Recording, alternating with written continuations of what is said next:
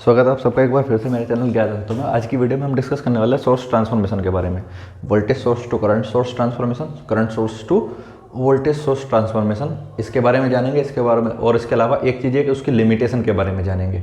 बहुत बार हम इस चीज़ को कंसिडर करके कि हमारा सोर्स ट्रांसफॉर्मेशन आसान बना देता है क्वेश्चन को, हम जो है अंधाधुन उसमें लग जाते हैं कि कुछ भी आ रहा है बस उसको जो है सोल्व करने से मतलब है, लेकिन उसमें बहुत बार गलती भी कर देते हैं। ठीक है, उसमें क्या कॉमन मिस्टेक होती है उस बारे में जानेंगे और क्या किस तरीके से हम उसको ट्रांसफॉर्मेशन कर सकते हैं, ट्रांसफॉर्म करके जो है क्वेश्चन को अपने आसान बना सकते हैं, वो चीज़ के बारे में जानेंगे। देखिए, सोर्स ट्रांसफॉर्मेशन हमारा क्या कहता है कि अगर हमारे पास एक वोल्टेज सोर्स है, उसके सीरीज में हमारे कोई रेजिस्टेंस है, तो हम उस ब्रांच को क्या कर सकते हैं, एक करंट सोर्स और उसके पैरेलल में एक रेजिस्टेंस के रूप में कन्वर्ट कर सकते हैं, जहाँ पे करंट रेजिस्टेंस की वैल्यू तो एज इट इज रहेगी आर, और करंट सोर्स की वैल्यू हो जाएगी V अपॉन आर, वही ओम्स लॉ फॉलो करते हुए। और इस बात का ध्यान रखना कि करंट की जो डायरेक्शन होगी, जो एरो का हेड होगा, वो उस साइड होगा जिस साइड में हमारा वोल्टेज सोर्स का पॉजिटिव टर्मिनल होगा। मतलब जिस तरफ हमारा वोल्टेज सोर्स का ये पॉजिटिव टर्मिनल है, उसी साइड हमारा एरो का हेड होगा, उसी डायरेक्शन में हमारी करंट एमिट होगी, उसमें से निकलेगी। ठीक है, इसके अलावा जो रेजिस्टेंस है, रेजिस्टेंस की वैल्यू पर उस पर कोई चेंज नहीं पड़ने वाला। सेम ऐसे ही है कि अगर हमारे पास करंट सोर्स है और उसके पैरेलल में हमारे पास एक वैल्यू है, रेजिस्टेंस है आर, तो उसको हम जो है वोल्टेज सोर्स और सीरीज में रेजिस्टेंस के साथ उसको कन्वर्ट कर सकते हैं, करंट सोर्स को वोल्टेज सोर्स में कन्वर्ट कर सकते हैं। उसको करने के लिए क्या करना है हमको कि जो करंट सोर्स की डायरेक्शन में है, हेड जिस डायरेक्शन में है उसी डायरेक्शन में हमको जो है बैटरी की जो है पॉजिटिव टर्मिनल रखनी है, वोल्टेज सोर्स की पॉजिटिव टर्मिनल रखनी है, जिसमें बैटरी की वैल्यू हो जाएगी ओम्स लॉ को फॉलो करते हुए I इंटू आर, ये हो जाएगी वोल्टेज की वैल्यू और रेजिस्टेंस आर आ जाएगा हमारे सीरीज में। ठीक है, बहुत बढ़िया चीज़ है, क्वेश्चन को बहुत अच्छे से सोल्व करती है। लेकिन एक कॉमन सी मिस्टेक है उसमें, जो आपको उसमें नहीं करनी। इस चीज़ को नोट कर लीजिएगा, जरूरी चीज़ है। ठीक है, बात करते हैं कॉमन मिस्टेक की। कॉमन मिस्टेक होती क्या है? ठीक है, उसको समझने के लिए हम क्या करते हैं, एक प्रॉब्लम ले लेते हैं, प्रॉब्लम लेके साथ में डिस्कस करेंगे तो समझ में अच्छे से आएगा। देखिए, ये हमारे पास एक बैटरी है,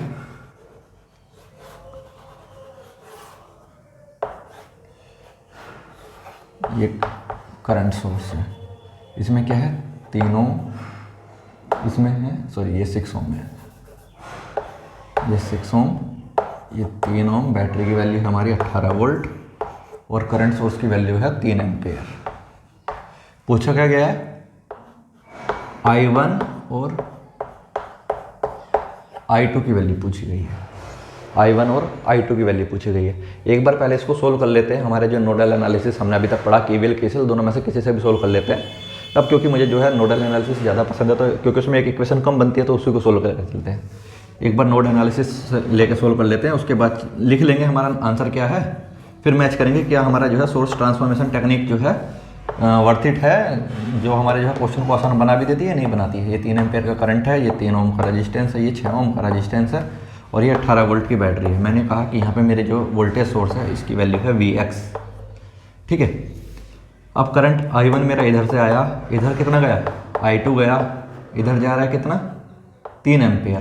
तो ठीक है, नोड एनालिसिस कर लेते हैं। तो I1 बराबर I2 plus 3, incoming current equals to outgoing current. I1 current कितना होगा, 18 माइनस Vx अपॉन में 3 बराबर I2 करंट कितना होगा, Vx अपॉन, ये तो रेफरेंस है 0, Vx upon 6 plus 3 upon 1, LCM लिया 6 आ गया, 18 माइनस Vx अपॉन में 3, 6 Vx प्लस 18 6 3 दूनी 6, ये 2 आ गया इस तरफ मल्टीप्लाई में, तो ये आ गया 36 minus 2Vx equals to Vx plus 18। ठीक है, Vx एक तरफ और मतलब नॉन एक तरफ, अननोन एक तरफ, ये ले गया इस तरफ, इसे ले इस तरफ, कितना आ गया 36 माइनस 18 बराबर 3Vx।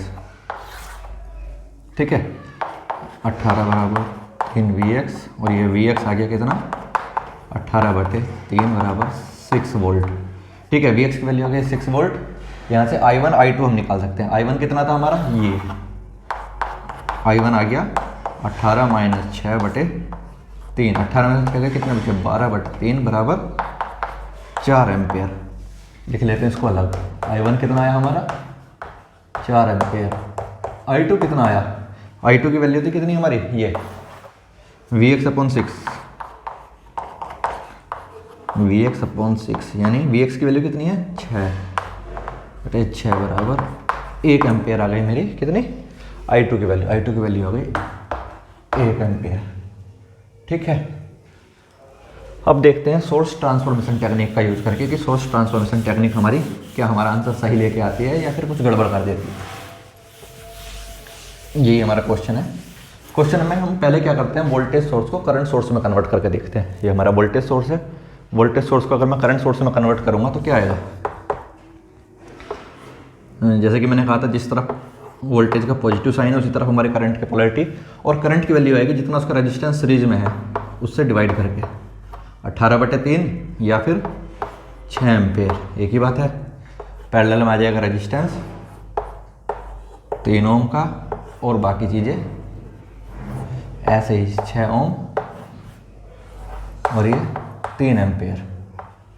अब देखो पैरेलल में एक ही 6 एम्पेयर का करंट सोर्स, ये 3 एम्पेयर का करंट सोर्स, लेकिन पोलैरिटी अपोजिट है। हमने एक बार पढ़ा था कि अगर हमारे दो करंट सोर्स पैरेलल में है तो वो ऐड हो जाएंगे अगर सेम डायरेक्शन में है, माइनस हो जाएंगे अगर अपोजिट डायरेक्शन में है। ठीक है, तो ये हो गया कितना 6 - 3 एम्पेयर। ये 6 एम्पेयर है ना, ये नीचे 3 एम्पेयर इधर चला गया तो टोटल 3 एम्पेयर बचा। उसके बाद ये 3 ओम और ये 6 ओम। याद होगा आपको current division rule. Current division rule क्या कहता है कि अगर हमारे पास दो रेजिस्टेंस है उसमें से हमें हर किसी के अक्रॉस अलग अलग करंट निकालनी है। इसमें करंट I1, इसमें करंट I2, आई टोटल है हमारे पास 3 एम्पेयर। तो करंट डिवीजन रूल क्या कहता है, I1 = जिस ब्रांच में करंट निकालना है उससे दूसरी ब्रांच का रेजिस्टेंस अपॉन में टोटल रेजिस्टेंस इंटू में टोटल करंट 6/9 गुना 3, 2 एम्पेयर। I1 की वैल्यू 2 एम्पेयर, I2 अगर निकालेंगे I2 आएगा जिस ब्रांच में करंट निकालना उससे दूसरा, या फिर करंट डिवीजन रूल के लोग इसको पता ही है ना, टोटल करंट 3 है तो I2 आ जाएगा कितना 1 एम्पेयर। अगर यहाँ पे ध्यान दिया जाए तो हमारा जो है I2 का आंसर सही है, I1 गलत आया है। कब, जब हमने वोल्टेज सोर्स को चेंज किया। एक बार करंट सोर्स को चेंज करके देख लेते हैं, इसको ध्यान रखिएगा। जब हमने वोल्टेज सोर्स चेंज किया तो हमारा I1 गलत आया, I2 का आंसर सही आया है।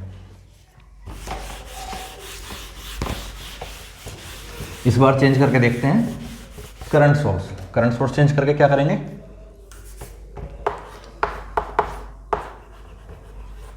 ये 3 ओम, ये 18 वोल्ट।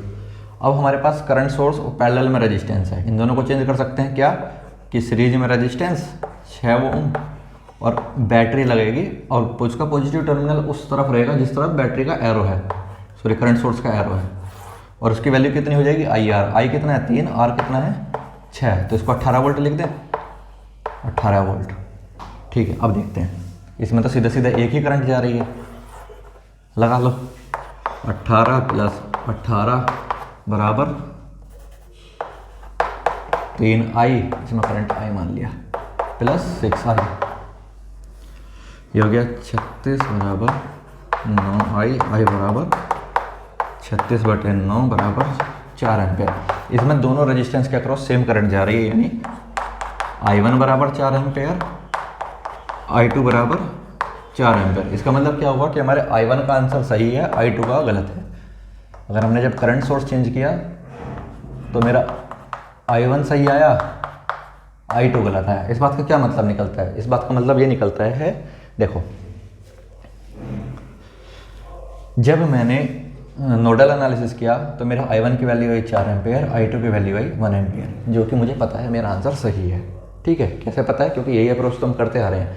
हमने कहा कि करंट सोर्स ट्रांसफॉर्मेशन और वोल्टेज सोर्स ट्रांसफॉर्मेशन हमारे क्वेश्चन में हम यूज कर सकते हैं, उससे हमारा क्वेश्चन आसान बनता है और हम जो है कम कॉम्प्लेक्सिटी के साथ क्वेश्चन जल्दी से सोल्व कर सकते हैं। अब क्योंकि कॉम्पिटिटिव एग्जाम में क्या होता है, उसमें टाइम बाउंडेड होता है, आपको जो है क्वेश्चन जो है जल्दी से जल्दी सोल्व करना होता है, जिससे आप जो है बाकी क्वेश्चंस को भी टाइम दे पाएँ और पूरा पेपर अटेम्प्ट कर पाएँ। क्योंकि बहुत बार क्या होता है कि बच्चे पूरा पेपर देख ही नहीं पाते, लास्ट के 10 क्वेश्चन छूट गए, 20 क्वेश्चन छूट गए, 15 क्वेश्चन छूट गए, ऐसे रह जाते हैं। तो उसमें स्पीड आपको बना के रखनी पड़ती है, इसलिए current source transformation, voltage source transformation हमारे लिए हेल्पफुल रहता है। लेकिन इसमें गड़बड़ क्या हो जाती है, गड़बड़ ये हो जाती है, देखिए जब मुझे I1 निकालना था और मैंने जो है इस रेजिस्टेंस को शिफ्ट किया इसमें, तो मेरा I1 की वैल्यू गलत आई, जिसको शिफ्ट नहीं किया उसकी वैल्यू सही आई।